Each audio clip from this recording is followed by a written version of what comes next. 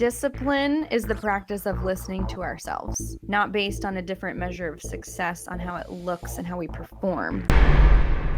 If I were to assign a voice or a face or a person to this and where it came from, does someone come to mind other than myself? And if the answer is yes, you've likely inherited that from somewhere or something else. Ladies and gentlemen, welcome back to another very special, as always, episode of Next Level University, where we teach you how to level up your life, your love, your health, and your wealth. Today, we will be talking about all of those things. We have an amazing guest. She is a holistic life coach, a speaker, an entrepreneur, and what we can tell from the behind the scenes, an amazing young lady, the one and only Keri Ford. How are you doing, Keri? I am well, Kevin. How are you? Oh, some would say living the dream on this beautiful Wednesday. I love it. We are super excited to chat with you. We actually connected, I think, after Dr. Justin Mosley's, what was it? Not Unleash the Power. The Power of Mindset The Power Summit. of Mindset Summit. And then we were kind of introduced to you and your content and your work and who you are. And Al and I were thinking the other day of you, and we said, let's have her on the show because that's a 10 out of 10 alignment for us. And here we are today. I love it. Yeah, I remember connecting through that summit. So before we get started, tell the listeners a little bit about who you are today, because I'm sure naturally as we do, we'll dive into your past and how you got to where you are today. So what is Keri up to nowadays? Yeah, so I'm the CEO and founder of Elevate with Keri, and it's a holistic transformational company where I work with high performance women through the access point of wellness, right? I help them stop performing with diets because they're performing everywhere else in their life. And currently writing my book called It's Never About the Cake, and really just stepping onto a larger platform to share my message to help more women. So let's get into that. So it's never about the cake is clearly, it's a mindset thing when it comes to food, right? It is. Alan and I have been bodybuilders, and we've done it a lot of our lives the dumb way, probably, the not so intelligent way. Sure. Can you talk about what the mindset around food is, particularly for women, and how can they rebuild that mindset, rebuild that relationship? Because that's your jam. Yeah. So the biggest message I want to convey is you're not broken because diets work until they don't. Like anyone can follow somebody else's rules and show they're really good at that. Like I'm going to remove carbs for 12 weeks, or I'm going to, cut out high sugar fruits. But is that sustainable? Because chances are it's not. And so you go back to doing the thing you were doing before you signed up for the diet. And then you make yourself wrong about failing and experiencing, here I am, I have no willpower. And this whole talk track comes up around that. So the liberation exists in intuitive eating. And that's actually what I teach. So we get to break up with diets. So I have a concept that I try to live by, which is create your own rule book. We're in the personal development space. And so it's interesting because, you have on one end, work your face off, do nothing but grind to get your results. On the other end, it's kind of allow and be centered and be spiritual. And the truth is that it needs to be the right tool for the right job for the right person. And at the right time, right? It's both, exactly. And it's the yin and the yang. Can you talk a little bit about the way that is framed with diets, and what is your rule book? What are your principles that you live by in your own sort of wellness? Because obviously you're in great shape, but I know you struggled a lot with an eating disorder. Yeah, I did. And I've done the force, being in my masculine energy, follow everybody else's rules, give my power away to this coach and that coach, and basically send the message to my body that like this coach knows me better than I know me. And I'm like, there has to be a better way. And I got to this point where I was just like, F it. Like if happiness is being fat, I will do that because I'm just so done with this mental prison that I've created around myself. And so it is a paradox. It's having one foot in the idea and the anchoring of I accept myself fully as I am in this moment, and another foot in betterment and the pursuit of goals and seeking ease and all of the ways that we want to level up. So it's a both and, but it's knowing how to exist within that paradox that is the confusing part. Because you're right. It's like, well, how do I know? How can I stay motivated? How can I be consistent? Is it just meditating on a mountain and feeling like acceptance with myself? Or Is it pursuing the diet and, pushing myself to uncomfortable levels within the fitness and the workouts and all those things? So it's both. How do you balance that? We call it grateful dissatisfaction. We're grateful for everything that we have, but maybe dissatisfied isn't even the right word. Maybe gratefully ambitious. We're grateful for what we have, but we're ambitious for the next level. How do you balance that? Because what you see a lot of times is people who are all in or they're all out and they say, I don't even care about what I look like or what I feel like. I just want to be. How do you balance that? Yeah. So, well, there's a couple ways. One is, what is the intention behind the goal and why is that goal there? So we really look at everything from like, what is the measure of success and what does success look and feel like to you? Because the idea that confidence and joy and peace exists at some other external finish line is really the bullshit part. Right. Because I've been to the world of 6-packs and size 2s and 105 pounds. And you know what? I still felt unfulfilled. So I know that that's a bunch of crap. And really we're seeking the feeling that exists, that we think exists at this finish line. And I'm here to say that you can have that now.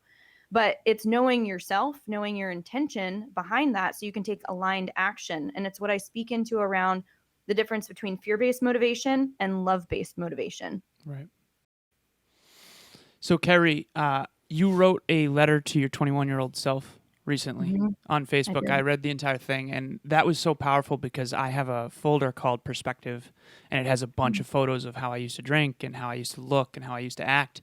And I do think that in hindsight, a lot of that was externally motivated and not fulfilling. Can you go into how does someone really shift into giving themselves the validation they need without losing the hunger to be better? Because I think that's the thing. I've definitely gone down the spiritual road and like been so at peace with self that I was not really that determined anymore. And I lost that part of me, which I do love. So how can someone shift into a internally motivated, internally driven, internally validated mode, but also keep their aspirations? Yeah, there is a place within us where we have this like inner power, right? Where you feel home. And yes, you spoke about feeling at peace with yourself and very content and fulfilled. But then I think the fear becomes, well, what if I don't want to do anything to up level, to step into goals and creation? But from that place, there is a path that's born that you can't not walk down.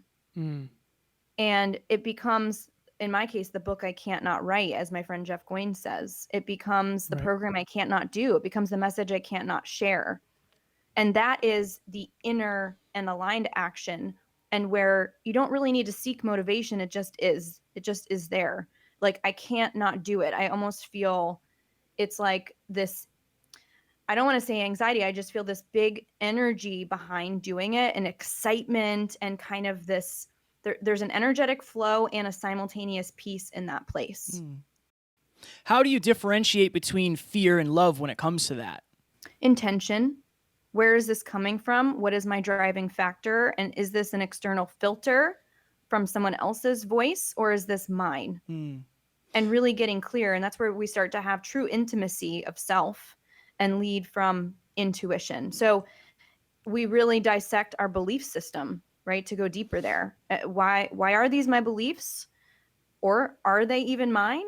And I'll use the example of parenting. A really easy example might be a rule that we have in the house. Okay, is this actually a rule that I want in the culture of my home? Or is this a rule that I'm just implementing because it's what I know and what I grew up with? Can you give me an example? Sorry. Can you give our listeners an example?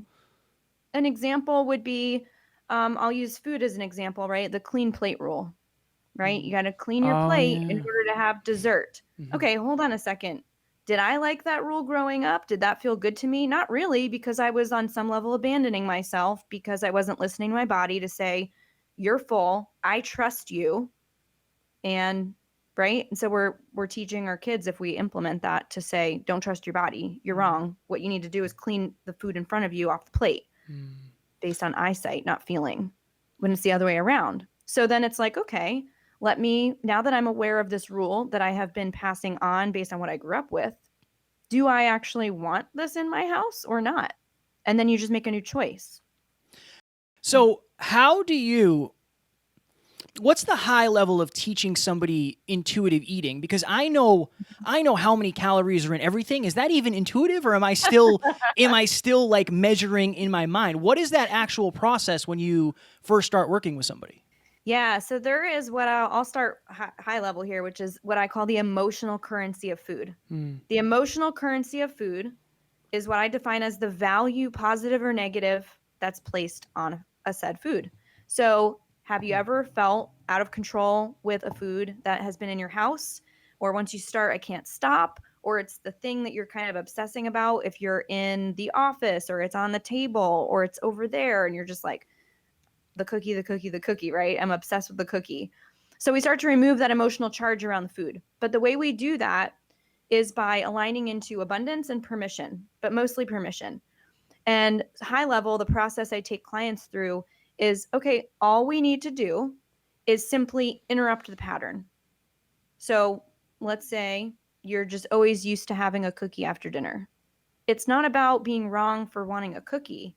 It's about, do you want the cookie because it's what you've been doing after dinner? Or do you want the cookie because it's living in your joy? One is kind of unconscious. Right. I'm just grabbing the cookie because it's become the thing that I do. What about if on a Tuesday you decide you do want the cookie and on the Wednesday you decide you don't? Probably going to overall average eating less cookies. Keri, one of the things that I've found most true in my own life, and we serve people constantly. We're always serving, and I think that's a beautiful, beautiful thing. But what I've noticed is that if I'm outside of alignment with who I aspire to be, I start to serve from a place that's not fulfilling. And I know you talk a lot about how you can't pour from an empty cup. I was watching one of your Instagram lives earlier. And I think that that's such a important distinction. Wayne Dyer has that, if I want to give you 12 oranges, I have to go pick 12 oranges. Like, you can't give away what you don't have. We all kind of know that intellectually. So few people actually live it, including myself. I struggle with that. How do you personally make sure that you're taking care of Keri first? Not from a selfish place, but actually from a selfless one. Well, I actually would encourage the listeners to redefine what selfish means. Like, what is the belief around selfish being a negative thing? Because selfish is just self-ish, about the self. So if we can instead say, it is most loving and most compassionate of me to selfishly, right? Again, reframing to a positive frame there. Right. Pour into myself so that I can have something to share at all. That is going to be what I get to pour from. Because the other way around, in truth, if I am serving everybody else before myself, in truth, I'm giving them nothing. So if I have nothing to give and I'm pouring from nothingness, is that really in highest love and servitude? No, it's not. So I will always check in with myself first from a basic needs level and from a self-love level. So what that looks like is simple questions like, what do I need in this moment? Maybe I need a quiet 5 minutes. Maybe I'm craving a meditation. Maybe I'm hungry. Maybe I'm thirsty, right? Just a basic needs, checking in with self. What do I need? And then from there, if I can continue to do that every, couple hours in whatever moment that looks like, then I can continue to be of highest servitude and in my highest level of love. It sounds so simple, but I'm so guilty of not. It's like I have a call. It doesn't really matter. Like, I'm thirsty, but it is what it is. Right. So I definitely, for the listeners out there, that might sound like something that's very simple, but simple is not always something that we're actually practicing. And this is the analogy that I came to, and that I think it's the best way to explain it. If you're not good at earning money, you cannot be as generous. That's the best way to frame it. If I don't first get good at earning a strong income, I cannot. I always say generosity is a luxury. See, if you have nothing, you don't get to give. And that's an analogy for everything in life. And again, I talked to you earlier with Kevin about having a rough night last night. And honestly, I feel like I can't serve at my best. And that's frustrating me too. So that's another reason why I asked you that question, is like, maybe I should have known that when I woke up and done some more self-love or self-care so that I could show up for others. So that's another reframe, is like, if you're out there suffering, that's actually hurting those around you too, because you just have less of your love to give. Especially if Yeah. you're dealing with martyrdom, Hmm. like being a martyr. What's your take on all that, Keri? Well, I mean, this is why I work with high performance women, right? Because they're so used to operating for everybody else at a high level. And then they make themselves wrong for not being able to maintain or sustain that. And so I worked with a coach and she told me something that really helped me. And it was like, because my work in coaching myself and in previous versions of myself is that in every morning I wake up and I meet me. So whatever that looks like for you, Alan, right? It's like I had a rough night. I don't know that it's the most compassionate thing for myself to be in servitude. And that's okay. So it may look like clearing the calendar, not pushing through, which oftentimes I've found, athletes have this mentality of like no pain, no gain, and push through anyway and run on that shin splint, and it's like, is that really the most loving and compassionate thing? What do you think that is, that ego-based decision making versus like No, it's conditioning. Okay, that makes sense. It's a cultural thing. Don't some people need to have the no pain, no gain mentality a little bit? Regarding, so like to me, it's like if the workout's not uncomfortable, it's not a real workout, and you can already sense that masculine energy in me. Like, and I have trouble with what we're talking about a little bit because I could have easily cleared the calendar today, but I can tell, I believe that would not have been congruent with my highest self because I aspire to be the person. What I should have done is go to bed earlier last night, wake up earlier, and then spend me time, and really like do some self-love this morning. Instead, I stayed up later than I wanted to last night, trying to probably emotionally cope with what I was going through, and then I ended up waking up later. And so I think that the way I responded to the adversity, I think, could have been better, but not necessarily like clear the calendar thing. I don't know how I feel about that. Sure. Well, there's a couple of things to note, right? Like the word should being used means like on some level we're being made to feel wrong for a choice. But also what I'm hearing you say is just like listening quicker to yourself. Like, am I tired? I'm going to go to bed. Right. Right. For me, I and need that more just comes self-discipline from, around that. Go ahead. Sorry. Keep going. oh no. What were you adding? I think self-discipline is associated with like doing tough workouts and doing hard work, but self-disciplined self-care is actually my bigger challenge. Like self-disciplining myself to actually like take good care of me first, read the book I want to read, like that kind of thing. I think it's that beautiful dance, right? I do know some people, to be completely frank, who don't have a lot of self-discipline when it comes to doing hard work. And they need more of that, in my opinion, if they want to achieve those goals that they set out to. But I'm the other way. I see the world and there's two types of people. There's some people that have a really hard time getting themselves to work hard towards their aspirations. And then there's some people who have a really hard time giving themselves the time and the space to really relax and have R&R. I'm on that end. But I do think we need to find our own center, and I think that center changes for each of us. What is your take on that whole thing? Discipline is the practice of listening to ourselves. Right. Not based on a different measure of success on how it looks and how we perform. Right. Right. And then there was something else you said, that you said you're more like clearing the calendar wouldn't really feel good. Right. For me, that would be challenging. Yes. Sure. So I think it's also getting clear on what feels good in whatever moment and being, unattached to how that looks. So maybe one day it is clearing the calendar and another day it's not. Right. So you did bring up some people. Basically what you're saying is some people are talking about the thing they want to do, but they're not actually doing the thing that they want to do. Right. And that is because on some subconscious level, it doesn't feel safe to do that. And so they self-sabotage. That's powerful. Because self-sabotage is actually self-protection. Right. And that's why they call in more of the same, or they go back to old patterns and behaviors and conditioning because it's what they know, even if it's in opposition to what they truly desire to step into. How do they work on that? So you said that it's because they don't feel safe. I think that's really powerful. How do they identify and then shift that? Yeah, well, using weight loss, for example, you can say you want to lose weight all day and you will subconsciously keep the weight on because maybe you think you're supposed to be the fat girl. Maybe someone somewhere told you, then that was the identity that you on some level accepted. And so what do? Your actions are coming from your current truth. right? And so what is your truth? That's how we get to that answer. What is my belief system? So an exercise that I have clients do is, let's say you're setting the goal to lose weight. I'm going to lose 40 pounds by, in 12 weeks. That's a pretty lofty goal, but let's just use that for the sake of using it.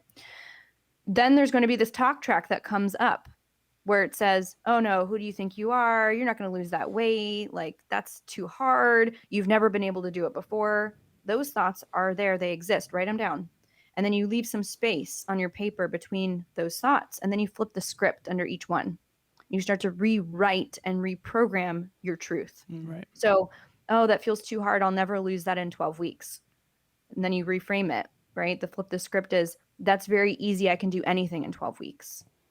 It may not feel true, but the alternative is just doing more of the same and acting from the space of what the other truth is, which is in dissonance to how you really want to be. You call that the resistance gap, right? And that's what that is that little reframe? Yeah, it's the gap of resistance, right? It's who you currently are and the identity you have yet to shift into being. How does someone become that identity in advance? And then, I guess this is something I've been trying to explain, and then I'll let you talk, Kev. I'm so sorry. No, you're good. The 4 S's, we talk about the 4 S's, and you're probably not going to like the first 3, and that's okay, because I think this is a really contemplative episode. Sacrifice, struggle, suffer, then success.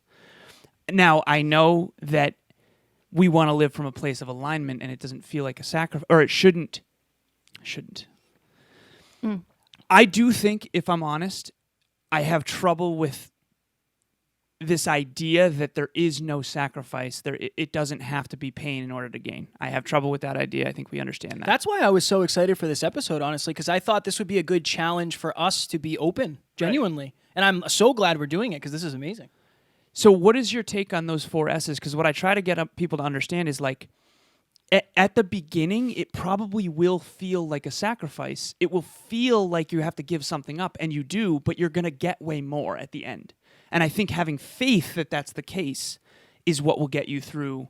And obviously that's a very masculine formula, but how do people understand that the trade-off at the beginning, like not eating that cookie or whatever, will get them to the aligned self that they really want to be, the fulfilled version? Mm-hmm. Yeah, I mean, I love to explore the idea of both and versus black and white existing within the gray. So that's one thing that I will just say. The other is, what are you actually sacrificing? Because in truth, right, it may be an old identity that you think you need to be attached to. Right. Don't you have to sacrifice that old identity? But I don't love the idea of pain being the teacher. Pain does get us to respond, because we're like, oh, I don't want more of that. But I think it really depends. Right? Can you grow? I don't love. Go ahead. Can you grow without discomfort? I don't think so. I mean, I do think that growth does require discomfort, but either way, you're uncomfortable. So choose your uncomfortable, because you're going to be uncomfortable with more of the same, right, or you're going to be uncomfortable with the idea of being stretchy and walking into a place and space you've never been before. So no, I do think that you have to be uncomfortable in some way. One may require more faith, for sure. Right. Ladies and gentlemen, if you are watching this or listening to this, it's obvious that you want to get to the next level of your life. We can help you get there faster. In 3 months from today, your life can look completely different. Here's how. Group coaching. Here's what you're going to get.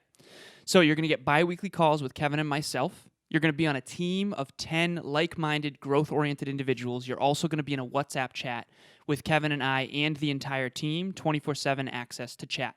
Also, you're going to get bi-weekly progress reports and peak performance tracking. Guys, this is a great opportunity for those who can't afford one-on-one coaching with Alan and myself. We have helped dozens and dozens of people get to the next level at this point. Go to nextleveluniverse.com, click group coaching, or find the link in the show notes. Talk to you soon. You had a post up, and this goes with this nicely, grieving through evolution. And that's something that Alan and I have tried to talk about. Like, we've been doing this for the podcast thing for like 3.5, 4 years. You're going to be episode 596 or something like that. Amazing. So we've been grinding, but also trying to balance self-love. Somebody reached out to me today that's in our group coaching.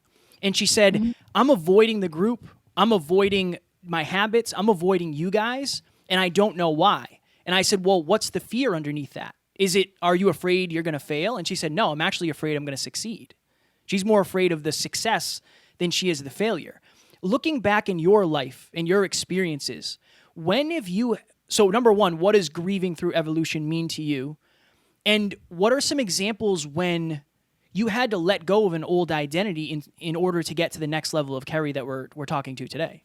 And I actually think that might be her fear, is she's got to let go of who she thought she was. And now she doesn't know who she is. Right. Because there's loss in that. Because the question then becomes, who am I without the rules and the identities that were placed upon me by other people? There's a feeling of I'm lost and loss in that.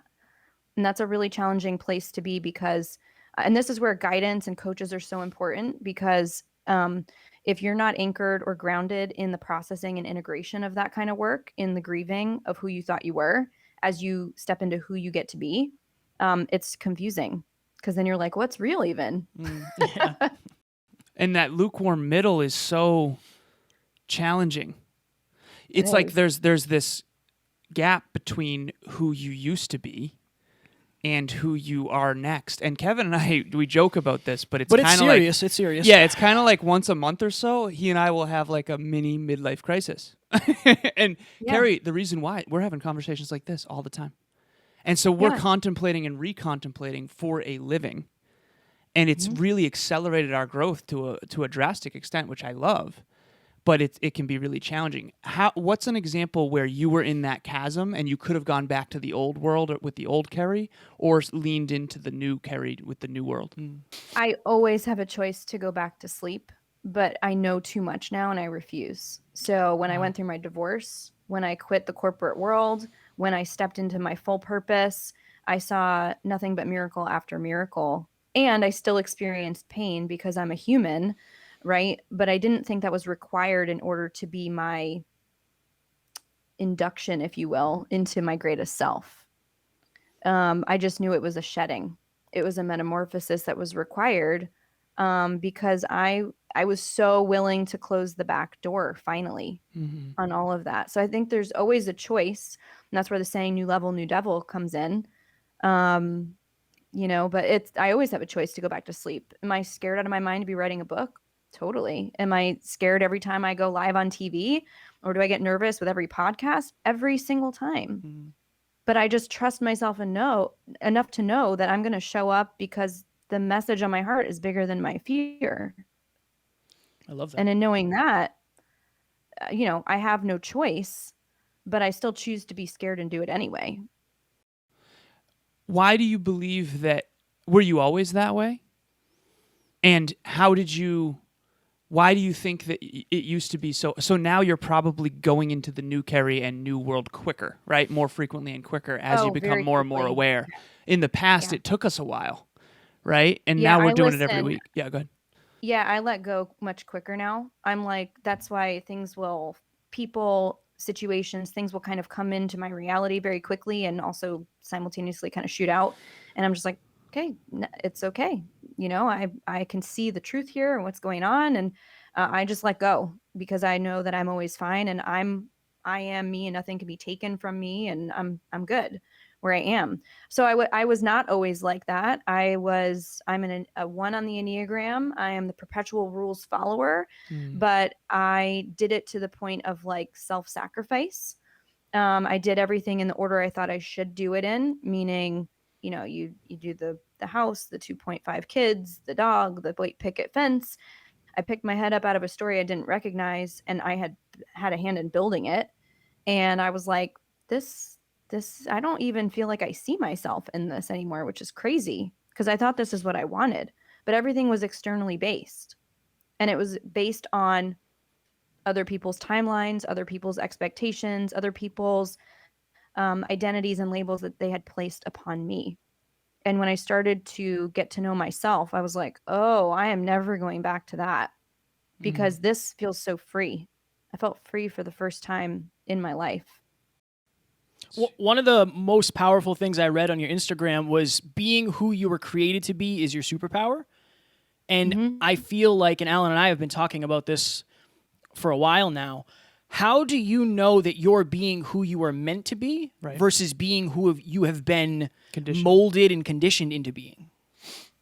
It will feel uncomfortable, but not the good kind of uncomfortable. I mean, discomfort, to be clear, never feels great, but at least you have this inner excitement as you're headed towards something, right? Like, am I scared writing my book? Absolutely, but it feels so right.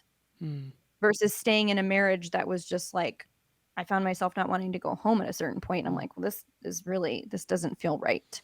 You just know. It's like your sixth sense. But who you're created to be also requires a level of inner work and really knowing yourself, where you're like, okay, I've got this belief. So if I were to assign a voice or a face or a person to this and where it came from, does someone come to mind other than myself? And if the answer is yes, you've likely inherited that from somewhere or something else. Powerful. And so if I can be clear on, oh, this is me and that is them, I can either choose to continue that in my life, bringing it into my life, or I can let it go and know that it was never mine to carry and inherit. But you have to be able to separate. When you say separate, what in particular? You mean your highest self versus what you've been conditioned to? Correct. Then there's a versus me. choice, right? Mhm. We did a weekly meetup on Monday about the power of choice, and that was what we were trying to articulate is basically like, it's not a choice if you're not aware. Like the 2-year-old that crawls in front of the car and gets hurt or killed, it wasn't their choice. They didn't know cars were dangerous. So how do you personally forgive yourself for low awareness past selves? I went back and I posted, it's going to be posted today by my social media manager, but Kevin and I were in middle school together, and I posted a little photo. Both of us. You were in Mr. Hallisey's class. Nice. Yeah, you were in Mr. Hallisey's class, and I was in Mr. Nelson's, and I actually cropped the photos together. And I said the very first line is, "These are two separate cropped photos." But it got me reflecting a lot, and I went through my perspective folder last night, obviously because I was having a hard time, and it's like the way I made decisions back then. It's like, how do you forgive that, you personally, and then how do you know that you're not doing that same thing now, and 3 years from now you're going to go, wow, that decision making paradigm was not great. I think we all in 3 years from now are going to look back at this episode potentially and be like, we didn't really know what we were talking about in comparison. How do you deal with that sort of mind F, for lack of better phrasing? Sure. I mean, we can't change that which we're not aware of. So was I doing the best I could do based on what I knew in that moment? Always. That is the permission slip. So if I'm always doing the best I can with what I know, I have nothing to be wrong about. How can I be wrong if I was unaware? But do I choose to be aware now? Yes. Am I in a constant pursuit and quest and commitment to growth and development and getting to know myself even more? Yes. And that's all I can do. Were you always intentional about your growth? No. Can you talk to our listeners about the difference that will make in their lives? Yeah, I think that I'm trying to think back on my journey. You know, it's interesting. It did take total breakdown to create breakthrough in my life. And the catalyst for that was my divorce, which is why, sure, there was some healing around making myself wrong for not having that relationship work. And at the same time, it was always meant to happen. This was the path that I was created to walk down. So again, how can I be wrong for that? And I'm so grateful for all of that breakdown, because my relationship with God was created and developed from there. My spiritual awakening was birthed. The ways in which I was like called to, you know, step into faith over fear because I had no choice. It was so beautiful. So I would never take that back. But once you have a taste of this awakening and this personal development and clarity, I've had clients be like, I would literally pay you thousands of dollars for the clarity that I receive from these sessions. That's really what we want. That clarity, I will never, ever, ever go back to going to sleep, because that for me is everything. To know I'm right where I'm supposed to be in the moment I'm supposed to be there, and to have confidence in that, that's powerful. Why would I ever give that up? Keri, I love the fact that you're so vulnerable and transparent. And I'm very much like, I'm usually afraid. I was afraid before this. I'm afraid before every interview. Like 600 episodes, doesn't matter. What is your inner dialogue? Because when I say that, I'm convinced people are just like, well, you're different. You're different. That's why you can do it. And I think people might say the same about you because you're crushing it and you're so confident. And they might think like, well, that's not something that the inner record playing could be like, that's not you, that's not you, that's not you. What is your inner dialogue when you're sitting down to write your book and you're terrified, or you jump on the microphone for a podcast? Like, what are you telling yourself to push yourself through that? Yeah, I always just choose to be the vessel. It's a more spiritual answer, but like I really believe that when I'm living on purpose, in the way that I am meant to and created to be, I can't I can't be wrong. I can't be replicated. Only I can say the message in the way that I am meant to say the message. And so if I am used as the vessel, whatever's meant to come out right now in this moment and in the next is what's meant to be there. So letting go of trying to control and perfect, because again, as the eternal perfectionist, that gives me permission to just be in the present moment and again be the conduit. So it's not even confidence, it's just being who I am and who I was created to be. And faith that it's gonna go the Yeah. way it's supposed to. Yeah, I don't worry about that anymore because I'm like, well, here's where I'm at and here's what's coming through, and that's all there is to it. Another thing that I really enjoyed about you, you know, if you're coaching somebody and they're a coach, the first thing you say is make sure you show your testimonials for social proof. And one thing you don't do is show testimonials. Can you talk about, or before and after, sorry, can you talk about why that is? I love it. I think it's the most empowering thing in the world. Can you talk about why that is? And what was there an experience that made you say like, look, I'm not going to play this game like everybody else is? Like, where did that actually come from for you? Yeah. Well, I mean, I've done fitness modeling and fitness competitions, and I remember being on stage at this, finish line and being like, I still feel like the fattest one up here. And realizing that in the world of six packs, again, it wasn't really what I was seeking. I was seeking to have permission to be myself. I was seeking confidence to wear the outfit I wanted. I was seeking to charge the prices I felt worthy of charging. I was seeking permission to be who I am and be accepted for that. So it had nothing to do with the six pack or the weight. And I don't want clients or potential clients to be attached to that outcome as the measure of their success, because you get to define success. You are the CEO of your day, of your life, and the ways in which you want to be.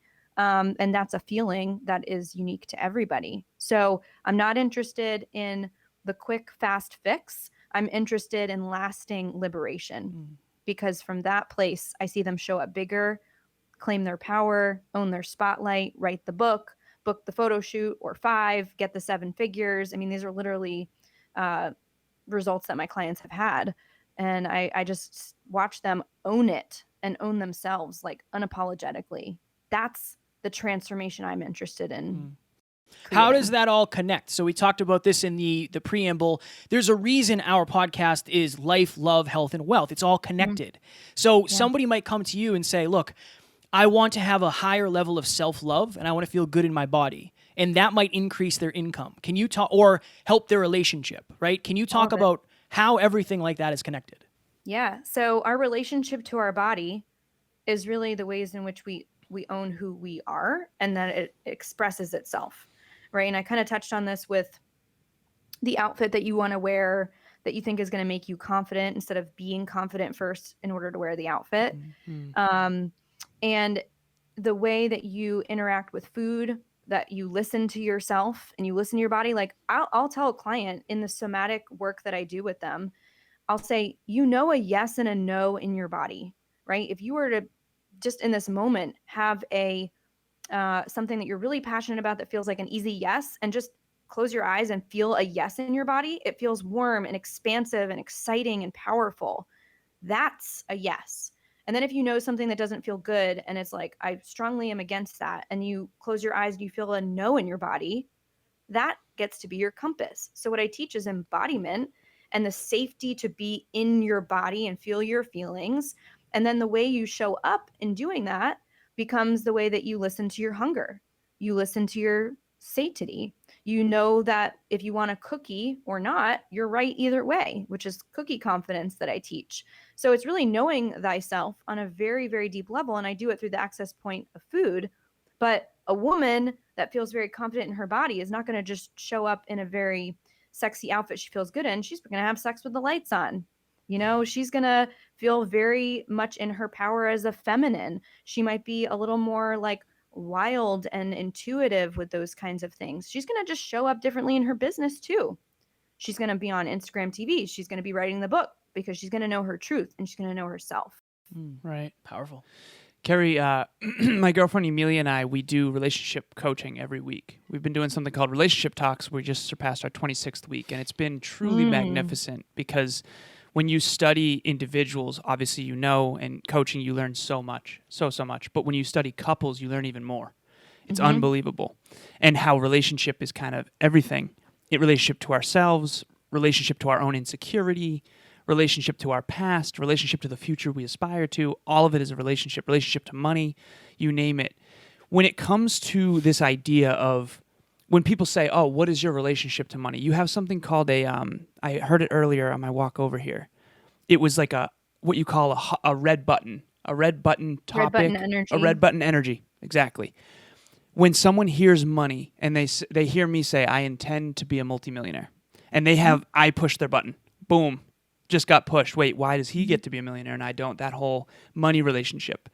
What is the red button energy, and what is that an indicator of that's blocking them from their highest potential?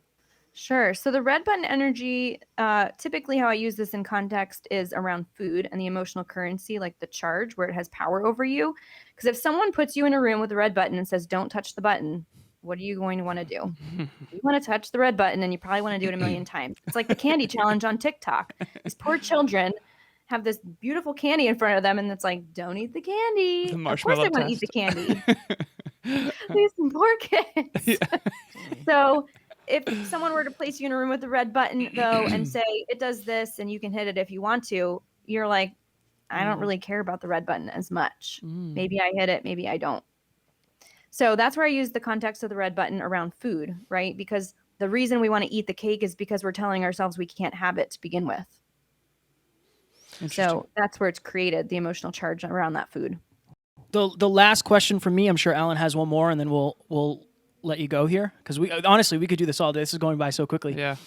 One of the things that jumps off the page for you is you have given yourself permission to lean into who you really are. And I feel like that's something that everybody out there in some way, shape, and Alan's done an amazing job at that as well. Like not caring what other people think because you feel so aligned with what you're doing. What is one bit of advice, because I'm a tactician, I like tactics, that you would give to somebody where they can really give themselves permission to be big, to be authentic, to be themselves?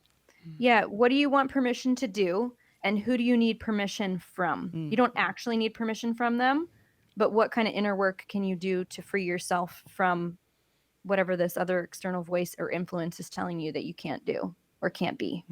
For me, it was stepping into my purpose as an entrepreneur when I came from a family that was like, Keri, why can't you just do the easy thing and do the corporate life? And it was like, because that's actually not the easy thing. It ended up being the hard thing, right? Because it was like going back to our choose your level of discomfort. It was like, that's more uncomfortable than being uncomfortable stepping into faith that this is going to work out, even though it seems crazy to everybody else now as a single mom, to be like, you know what? I'm quitting my 6-figure job and I'm going to go and be a coach full time. And they were like, what? What are you doing? But it was like, I needed permission from my family, not actual permission, but I needed to give myself permission to break that so I could take action from a place that was aligned to me. So I've just learned to do that over and over and let that go. Kev, thank you for saying that. Appreciate all the love, brother. So you as well. Appreciate it. Last question. When you do march to the beat of your own drum, you mentioned the sixth sense. I think that's intuition, personally. And I believe that's your connection to source, God, the Tao, Yes. spirit. I like spirit, nature, connection to nature. I like that. Living in your authentic nature, which mine is very different than Kevin's, very different than yours. Yes. And yet we spend our life in a society that's like, you got to be this way, you know? Mm-hmm. So when you do decide to give yourself permission to be yourself, I notice whenever I really do that and lean into it, there's not only my own inner sort of discomfort of who am I now, but there's also like a lot of people love it. And then a lot of the old relationships, persons, places, things, and ideas get very uncomfortable. Yes. How do our listeners get through that chasm? There's no such thing as failure. There's just redirection towards the path you're meant to walk down, and it's only ever been yours. So you and Kevin each have your own hallway of doors, if you will. Now, you might take those perceived closed doors as personal failures or as hardships, and that experience, sure, will happen because we're human and we get attached to people and relationships or hopes or outcomes. But when you can understand and see the truth of like, that just wasn't meant for me, or what lesson did that serve? And wow, thank you. I'm going to keep walking down the hallway that has only ever been mine. There are no shoulds. There are no have tos. There are no attachments there. It's just walking forward in the way that you've always been. That's like, again, going back to the divorce I had. I can make myself wrong about a lot of that. And it was like, what did I learn from that? Well, my 2 kids wouldn't exist. So that's pretty beautiful. And, you know, I, again, here are all the ways in which that I learned to be more of myself as a result of that experience. So I can't hold on to what's not mine. Were you listening to your intuition in that relationship? I don't think I was, because I think a lot of me was asleep and doing things based on, well, I guess this is just what's next, right? I've gone to college, I met a guy, it's good enough. Now we get married or something, right? So we like do the thing. And then all of a sudden it was all these boxes had been checked. And I'm like, okay, hold on a second. Something is off here. Right. And he's a great guy. He's a great man. He's a great dad. We live 2 miles from each other. We hang out. I love his girlfriend, and it's amazing. But it just wasn't meant for me. It wasn't our path together. It's okay. Thank you for coming on the show. This was really, really So powerful. So powerful. Tell the people where they can find you. If I was listening, I would follow Keri because, again, all this knowledge, and she's a sweetheart. Thank you, Kevin. Yeah, you can find me at elevatewithkeri.com or on Instagram at elevatewithkeri, Keri. And let's connect. And also, I have a free community called $1 Billion Body with Keri Ford on Facebook. There's over 1,200 women in there right now. I go live, offer free value and content. There's trainings, there's, teachings on intuitive eating. And we just have fun in there and we connect. So, Keri, this was really, really enjoyable. I'm glad I sent you that audio 2 days Me ago. too. Kevin and I were together in the studio. We were like, yes, Yeah, send thank that you. audio. Thank you for making it happen so quickly. Right. If you could leave the listeners with one tip to help them get to the next level of their lives, what would it be? Oh, that's a great question. Yeah. Where do you want to be? Where do you want to go? And what is it that you get to let go of that's holding you back from really stepping into that fully? Get to let Right? go. Because it will require you to let go of something in order to receive the next thing. That's powerful. That is powerful. Ladies and gentlemen, the one and only Keri Ford. Thank you so much, Keri. This was a genuine pleasure. Thank you, Keri. Talk soon. Thank you.